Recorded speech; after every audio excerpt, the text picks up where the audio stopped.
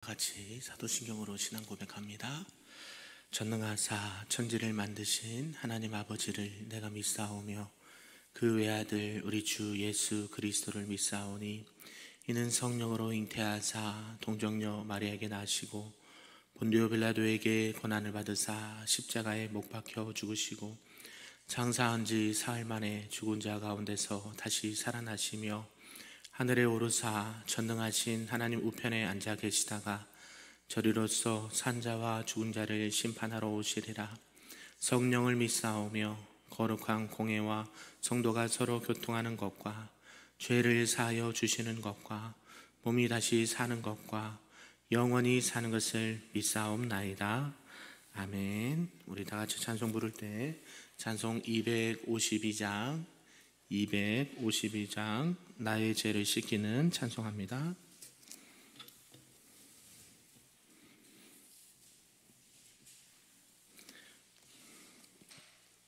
찬양합니다. 나의 죄를 씻기는 예수의 피밖에 없네. 다시 정케하기도 예수의 피밖에 없네. 예수의 흘린 피 날 희게 하오니 귀하고 귀하다. 예수의 피밖에 없네. 나를 정케 하기는 예수의 피밖에 없네. 사죄하는 증거도 예수의 피밖에 없네. 예수의 흘린 피 날 희게 하오니 귀하고 귀하다. 예수의 피밖에 없네. 나의 죄 속하기는 예수의 피밖에 없네. 나는 공로 없으니 예수의 피밖에 없네. 예수의 흘린 피 날 희게 하오니 귀하고 귀하다. 예수의 피밖에 없네. 평안함과 소망은 예수의 피밖에 없네. 나의 의는 이것뿐 예수의 피밖에 없네. 예수의 흘린 피 날 희게 하오니 귀하고 귀하다. 예수의 피밖에 없네. 영원토록 내 할 말 예수의 피밖에 없네. 나의 찬미 제목은 예수의 피밖에 없네. 예수의 흘린 피 날 희게 하오니 귀하고 귀하다. 예수의 피밖에 없네. 아멘. 오늘 하나님의 말씀은 구약 성경 사무엘상 4장 말씀입니다. 사무엘상 4장 구약 413쪽에 나와 있습니다.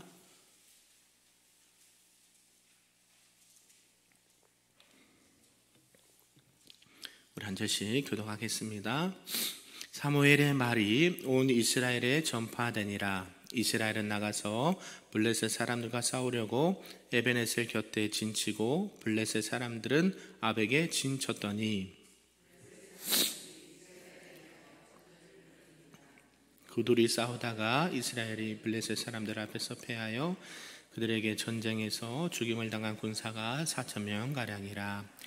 백성이 진영으로 돌아오매 이스라엘 장로들이 이르되 여호와께서 어찌하여 우리에게 오늘 블레셋 사람들 앞에 패하게 하셨는고 여호와의 언약궤를 실로에서 우리에게로 가져다가 우리 중에 있게 하여 그것으로 우리를 우리 원수들의 손에서 구원하게 하자 하니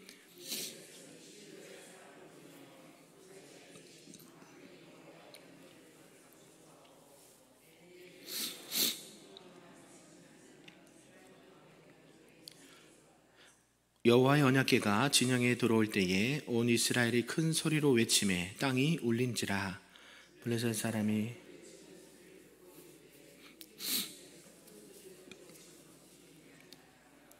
여호와의 궤가 진영에 들어온 줄을 깨달은지라. 블레셋 사람이 두려워 이르되 신이 진영에 이르렀도다 하고 또 이르되 우리에게 화로다.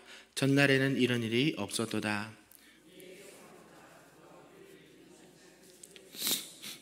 그들은 광야에서 여러 가지 재앙으로 애굽을 친 신들이니라.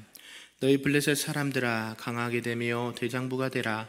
너희가 히브리 사람의 종이 되기를 그들이 너희의 종이 되었던 것 같이 되지 말고 대장부같이 되어 싸우라 하고 블레셋 사람들이 쳤더니 이스라엘이 패하여 각기 장막으로 도망하였고 살육이 심히 커서 이스라엘 보병에 엎드려진 자가 3만 명이었으며 하나님의 궤는 빼앗겼고 엘리의 두 아들 홈니와 비느하스는 죽임을 당하였더라.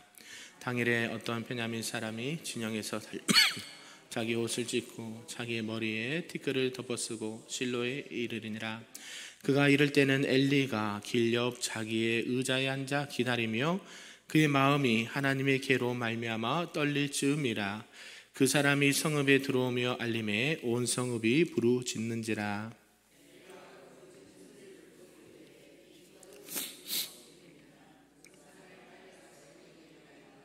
그때의 엘리의 나이가 98세라. 그의 눈이 어두워서 보지 못하더라. 그 사람이 엘리에게 말하되 나는 진중에서 나온 자라. 내가 오늘 진중에서 도망하여 나왔나이다. 엘리가 이르되 내 아들아 일이 어떻게 되었느냐. 소식을 전하는 자가 대답하여 이르되 이스라엘이 블레셋 사람들 앞에서 도망하였고 백성 중에는 큰 살육이 있었고 당신의 두 아들 홈니와 비나스도 죽임을 당하였고 하나님의 궤는 빼앗겼나이다. 하나님의 궤를 말할 때에 엘리가 자기 의자에서 뒤로 넘어져 문 곁에서 목이 부러져 죽었으니 나이가 많고 비대한 까닭이라. 그가 이스라엘의 사사가 된 지 40년이었더라. 그의 며느리인 비느하스의 아내가 임신하여 해산 때가 가까웠더니 하나님의 궤를 빼앗긴 것과 그의 시아버지와 남편이 죽은 소식을 듣고 갑자기 아파서 몸을 굽으려 해산하고 두려워하지 말라. 내가 알을 낳았다 하되 그가 대답하지도 아니하며 간념하지도 아니하고 이르기를 영광이 이스라엘에서 떠났다 하고 아이 이름을 이카봇이라 하였으니 하나님의 궤가 빼앗겼고 그의 시아버지와 남편이 죽었기 때문이며 같이 있습니다. 또 이르기를 하나님의 궤를 빼앗겼으므로 영광이 이스라엘에서 떠났다 하였더라. 아멘. 할렐루야. 오늘 새벽에도 하나님의 크신 은혜가 우리 모두에게 있기를 간절히 소망합니다. 아멘. 네, 오늘은 이제 사무엘상 4장 말씀입니다. 4장 말씀에는 앞서 말씀하셨듯이 하나님께서 말씀하셨듯이 이제 엘리와 그 아들과 그 가문이 이렇게 몰락하게 되는 하나님의 말씀을 보고 있습니다. 특별히 이제 엘리 가정에 대해서 하나님께서는 이미 앞서서 말씀해 주셨습니다. 자녀들의 범죄함과 또 엘리가 자녀들에게 신앙으로 잘 가르치지 못하고 그것을 이렇게 강력하게 막지 못한 것에 대해서 하나님께서는 이러한 징계를 주시겠다라고 이미 말씀해 주셨는데 그 말씀이 이제 실제로 성취되고 이루어지는 것을 보게 된다라는 것이죠. 내용을 좀 구분해 보면요, 1절에서 4절에 보니까 이 블레셋의 전투에서 이스라엘이 패하게 되었고 엘리의 두 아들 홈니와 비나스가 이 실로에 있는 법궤, 하나님의 언약궤를 전쟁터로 가지고 왔다라는 말씀을 하고 있습니다.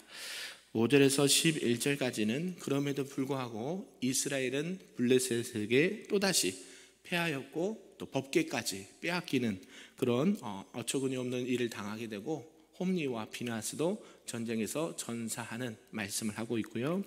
마지막 11절에서 22절까지는 이 소식을 들은 엘리가 앉아있던 의자에서 넘어져서 죽게 되고 또 해산하던 며느리도 아이를 낳고 죽고 말았다라는 말씀으로 오늘 말씀을 마무리하고 있습니다. 이것을 보면 이제 하나님을 떠나고 말씀에 또 불순종하고 말씀에 떠난 자들이 최후가 어떤 것인지 또 한번 우리가 알 수 있다라는 것이죠. 이 하나님께서 엘리 집안을 향해 내린 이 심판과 저주가 실제로 역사 속에서 그대로 성취되었다는 것을 생생하게 보여준다라고 할 수가 있습니다. 특별히 본문은 이 블레셋의 침공으로 이스라엘이 크게 패배를 하였고 또 언약궤마저 빼앗기게 되었고 이 대제사장 가문이 완전히 몰락하게 되는 한 과정을 보여준다라고 할 수가 있는 것이죠. 결국 하나님께서는 축복의 말씀도 그대로 이루시지만 하나님께서는 심판과 저주의 말씀도 그대로 이루시는 언약의 신실하신 하나님을 다시 한번 보게 된다라는 것이죠. 이런 내용을 통해서 오늘 우리에게 주신 말씀 몇 가지로 좀 살펴보겠습니다. 첫 번째는 이 블레셋의 침공인데요. 블레셋이 왜 침공을 했냐 봤더니 결국 하나님의 심판 가운데, 역사 가운데 하나님의 섭리다라고 크게 볼 수가 있는데, 이 사무엘이 이제 이스라엘의 사사와 선지자로 이 사역을 시작한 이후에 이제 이 사무엘을 통해서 하나님의 말씀이 계속 이제 가르쳐졌고 전해졌다라고 분명히 1절에 말씀하고 있습니다. 그런 가운데 이제 이스라엘이 블레셋의 침공을 받았다라고 말씀하고 있어요. 왜냐하면 이 블레셋과는 이스라엘과 이렇게 특정한 국경선이 없었기 때문에 수시로 이렇게 전쟁과 이런 갈등이 있었던 곳이었거든요. 근데 오늘 이제 사무엘이 하나님의 말씀을 듣고 전하면서 이제 이 블레셋이 다시금 이스라엘을 침공해 왔다라는 것이죠. 이것은 하나님 앞에 범죄하고 회개하지 않은 이 엘리 집안을 또 이스라엘 백성들을 심판하시는 하나의 하나님의 심판의 모습이었다라고 볼 수가 있습니다. 이렇게 이제 블레셋 침공을 당한 이스라엘은 군대를 모집합니다. 그리고 블레셋에게 대항을 하는데 그만 패배하고 말았다라는 것이죠. 이스라엘은 순식간에 몇 명이 죽었다고 성경 말씀하십니까? 4,000명이 죽었다라고 말합니다. 그래서 이스라엘은 자신들이 생각지 못하게 너무 쉽게 이 4,000명이나 되는 군사들을 잃고 전쟁에서 패하게 됐다라는 것이죠. 그러면 어떻게 해야 될까요? 빨리 하나님 앞에 은혜를 구하고 기도하고 온 국민들이 하나님 앞에 은혜를 구해야 되는데 또 하나님 앞에 하나님의 방법이 아니라 인간적인 생각을 가지고 전쟁에 임하는 것을 보게 됩니다. 이런 이 철저하게 패배당한 그 전쟁에서 하나님 앞에 기도하기는커녕 이제 뭐만 있으면 되겠다. 언약궤, 법궤만 있으면 우리가 전쟁에서 이길 것 같아. 그러면서 그것을 전쟁터로 가져오게 되는 것을 보게 되는 것이죠. 이 무고한 이스라엘 군사들이 전사하고 이스라엘에 큰 두려움이 되었는데 결국 이것은 어떤 것을 의미할까요? 한 사람 누굽니까?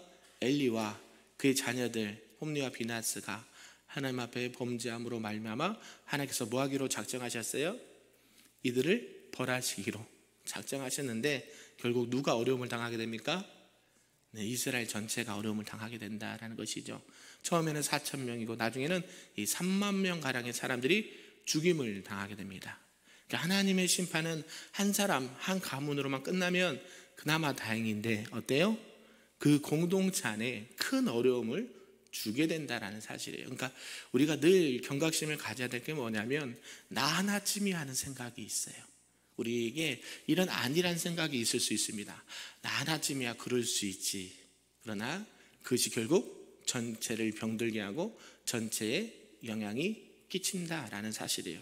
결국 참으로 그 한 사람의 그릇된 지도자나 또 백성들이 그 사람들이 국가나 백성에게 얼마나 큰 해악을 미치는지를 우리가 살펴볼 수 있다라는 것입니다. 그러면서 이제 두 번째로 이제 언약궤를 빼앗겼다라고 성경은 말씀하고 있는데요. 이제 블레셋과의 전쟁에서 하다 안 되니까 뭘까지 가져와요? 실로에 있던 하나님의 임재가 있던 그 언약궤를 이들이 전쟁터로 가지고 오면 뭐 할 수 있겠다, 이길 수 있겠다라고 생각을 했다는 것이죠. 어떻게 이 생각을 하게 되었을까요? 왜냐하면 이들은 역사에 대해서 알고 있었어요. 누가요? 이스라엘 백성들과 홈리와 비나스가 하나님께서 예전에 이 출애굽할 때 이러이러한 우리 민족을 이렇게 출애굽하고 가나안 땅에 들어가서 보니까 어때요? 하나님께서 승승장구할 수 있도록 은혜를 베푸신 것을 알았다라는 것이에요. 그러니까 역사적인 정보가 없는 것도 아니었어요. 그런데 어때요? 그것이 자신들이 필요에 의해서만, 자신들이 아쉬울 때만 그것을 찾는다라는 것이에요. 이 모습을 통해서 연약한 저희들의 모습을 볼 수 있다는 것이죠. 평안할 때에, 또 이렇게 태평성대를 누릴 때에 더욱더 하나님의 말씀을 가까이 하고, 하나님께서 이렇게 하지 말라는 건 하지 않고 하라는 건 했으면 이렇게까지 안 했을 텐데, 자신들이 하나님의 말씀을 거역하고 하나님도 마음에 두지 아니하고 이렇게 정말 하나님 앞에 보시기에 패악한 일을 행하면서 살아갈 때에 이런 결국 심판이 왔는데, 그때 어때요? 어떤 생각을 해요? 회개하고 하나님 앞에 은혜를 구한 것이 아니라 이 언약궤만 있으면 전쟁에서 이길 것 같다라는 생각을 했다는 것이죠. 그래서 그걸 진짜로 가져옵니다. 가지고 와서 이 블레셋 군사를 이기지 못해서 이 하나님의 힘을 빌어서, 이 하나님의 도우심을 빌어서 전쟁에서 이기고 싶은 마음이 있었다라는 것이죠. 왜요? 4,000명이 죽었으니까, 말이 4,000명이죠. 어마어마한 숫자가 아니겠습니까? 그래서 이 언약궤의 힘을 빌려서 이 블레셋을 대적하고자 하려고 했다라는 것입니다. 그런데 어떻게 됐습니까? 그 전쟁에서도 패하고 말았다라고 말해요. 이 언약궤를 앞세우고 블레셋 적진을 향해 나아갔던 이스라엘 백성들은 이제 어때요? 기세가 등등했지요. 그리고 블레셋 사람들은 위기감이 이렇게 엄습해 왔습니다. 보통 이러면 어떻게 돼요? 전쟁에서 기싸움에서 눌리게 되는데 블레셋이 전쟁을 해보니까 이겨버렸어요. 아니, 저 이스라엘 백성들은 저 강한 애굽의 군대를 무찌르고 또 가나안 땅의 전쟁을 통해서 그 가나안 땅 전체를 이렇게 다 차지했던 이스라엘 백성들이 지금 누구에게? 블레셋에게, 그리고 그들이 믿고 있는 신, 누구? 하나님이 계시는 그 언약궤를 가지고 왔다는 소식을 듣고 떨었는데 막상 전쟁을 해보니까 누가 이겼어요? 블레셋이 이겼다라는 것이죠. 그러니까 우리가 생각해야 될 것은 뭐냐면, 수많은 어떤 영적인 전쟁과 상황 가운데 우리가 무엇을 놓치고 있냐면, 하나님의 어떤 말씀하신 것을 일부분만 들고 오면 안 된다는 거예요. 하나님께서는요, 결국 하나님이 그 전쟁에 주관하실 수 있도록 하나님 앞에 모든 것을 맡겨야 되는데 어때요? 자신들의 죄는 다 가리우고 하나님 도와주세요 하고 있단 말이에요. 먼저 뭐가 선행이 돼야 될까요? 자신들의 회개가 먼저 있어야 되겠죠. 옷을 찢고 죄를 뒤집어 쓰면서 하나님 앞에 자신들의 범죄한 것을 회개해야 하나님 앞에 용서함을 받는데, 그렇지 않고 그냥 뭐만 가져왔어요? 언약궤만 가져오고 이것만 있으면 뭐 하겠다? 승리하겠다. 인간적인 생각을 가지고 왔으니 어때요? 하나님이 역사하셨습니까? 안 하셨습니까? 안 하셨죠. 결국 그 전쟁에는 더 많은 군사들이 죽게 돼요. 보병이 몇만 명? 3만 명 이상이 죽게 되는 그런 일들이 되고, 결국 누가 죽게 돼요? 이 전쟁에서 홈리와 비느하스가 죽게 되고, 그마저 뭐까지 빼앗겨 버려요? 언약궤까지 빼앗겨 버려요. 이런 참담한 결과를 얻게 된다는 것이죠. 하나님이 그러고 싶어서 그랬을까요? 아니죠. 하나님은 한 전쟁에 능하시고 얼마든지 말씀 한마디로도 이 전쟁에서 이길 수 있음에도 불구하고 누구를 깨우치기 위함이에요? 이스라엘과 엘리와 홈리와 비느하스를 통해서 너희들은 신앙생활하고 너희들은 하나님을 믿는다면서 이렇게 하면 된다 안 된다? 안 된다라는 것을 말씀해주고 있다는 것이죠. 언약궤 자체에 신비한 능력이 있는 것이 아닙니다. 누가 함께 하실 때? 하나님의 임재가 있을 때. 이 언약궤 안에 뭐가 있다 그래서 3가지? 아론의 쌍난 지팡이, 법궤, 십계명, 또 뭐 있어요? 만나가 있잖아요. 이게 3가지가 뭐예요? 하나님께서 말씀하시고 역사하신, 이스라엘 백성을 향하신 하나님의 임재와 역사가 있다라는 것이죠. 그것을 빼앗겨 버렸다는. 그러면 어떻게 돼요? 성경에 보니까 하나님의 영광이 떠났다라고 성경은 말씀해요. 우리가 이 법계 자체의 능력이 아니라 이스라엘 백성이 하나님 앞에 범죄할 때에 언약궤를 들고 게 아니라 뭐 먼저 했어야 돼요? 회개 먼저 했어야 돼요. 그런데 어때요? 그냥 그것은 싹 가리우고 하나님께서 도와주실 거야. 이건 이스라엘 백성들을 통해서 하나님께서 도와주셨다는 역사적 사실이기 때문에 이거 있으면 우리는 반드시 이길 거야 하고 갖고 하는데요, 그게 착각이었다라는 것이죠. 세상적으로 보는 것, 눈에 보이는 것이 다가 아니라 하나님의 임재와 하나님의 역사가 더 중요하다는 사실 우리가 기억하셨으면 좋겠습니다. 마지막 세 번째는 이제 엘리 가문의 몰락을 말씀하고 있습니다. 이 대제사장 아들 홈리와 비나스는 블레셋 전투에서 이렇게 전사를 하고 말았습니다. 그리고 하나님의 언약궤를 메고 나갔는데 이 언약궤도 빼앗기고 말았습니다. 그들이 살아생전 온갖 악행을 자행한 결과가 하나님의 준엄한 심판으로 이렇게 나타났다라는 것이죠. 그 아들들은 성막에서 수종드는 여인과 동침하기를 서슴지 않았고 하나님께 드리기 위해 가져온 희생 제물을 탈취하였고 자신들의 몫으로 삼는 악행을 범했다라는 것이죠. 또한 이 엘리 제사장도 아들을 이렇게 막지 못하고 그들을 잘못을 이렇게 막아내지 못한 거에 대한 하나님의 징계가 이렇게 하나님의 큰 아픔으로 다가왔다라는 것이죠.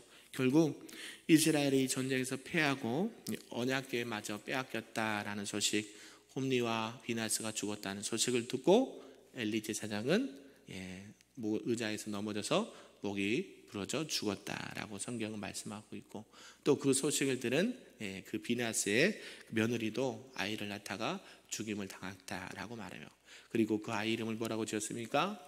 이가봇, 하나님의 영광이 떠났다라는 의미거든요.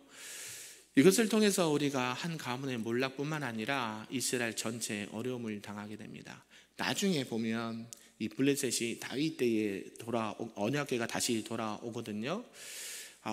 그 수많은 시간 동안 이스라엘 백성들은 참 신앙적으로도 또 삶으로도 많은 어려움을 겪어야 됩니다.